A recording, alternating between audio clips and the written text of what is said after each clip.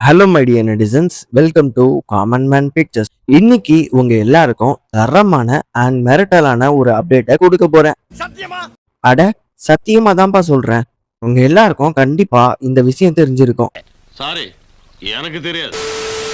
நம்ம super star ரஜினிகாந்தும் கமலஹாசனும் 45 வருஷம் கழிச்சு மறுபடியும் ஒரு படத்துல நடிக்க போறாங்க. டேய், இதெல்லாம் தெரிஞ்ச விஷயம் தானே, இது என்ன புது அப்டேட் அப்படின்னு எடுத்துட்டு வந்திருக்க அப்படின்னு நினைச்சீங்கன்னா, நான் சொல்ல வந்த அப்டேட் அது கிடையாது.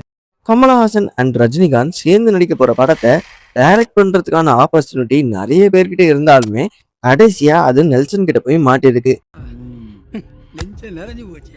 அந்த ப்ரோமோ செம்ம காமெடியாவும் இருக்கும்.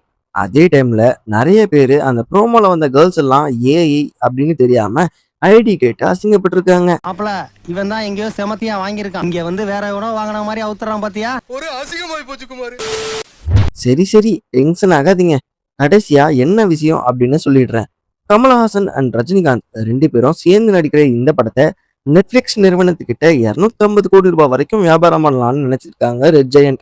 ஆனா நெட்ஃபிளிக்ஸ் வந்து பாத்தீங்கன்னா எங்களால 110 கோடி ரூபாய் தான் கொடுக்க முடியும் அப்படின்னு சொல்லியிருக்காங்க. இதனால தயாரிப்பு நிறுவனம் ரொம்பவே அதிர்ச்சியாகி இருக்காங்களாம். ஓகே நெட்டிசன்ஸ், இதை பத்தி நீங்க என்ன நினைக்கிறீங்க அப்படிங்கறத கமெண்ட் பாக்ஸ்ல சொல்லிடுங்க. மறக்காம நம்ம சேனலுக்கு லைக் பண்ணிட்டு சப்ஸ்கிரைப் பண்ணிட்டு மேல இருக்கிற பெல் பட்டனையும் கிளிக் பண்ணிடுங்க. மறுபடியும் நாளைக்கு இதே மாதிரியான இன்ட்ரெஸ்டிங்கான வீடியோவோட வரேன். ஸோ அது வரைக்கும் stay tune. Tata bye bye. மறக்காம சர்ப்ரைஸ் பண்ணுங்க. தேங்க்யூ.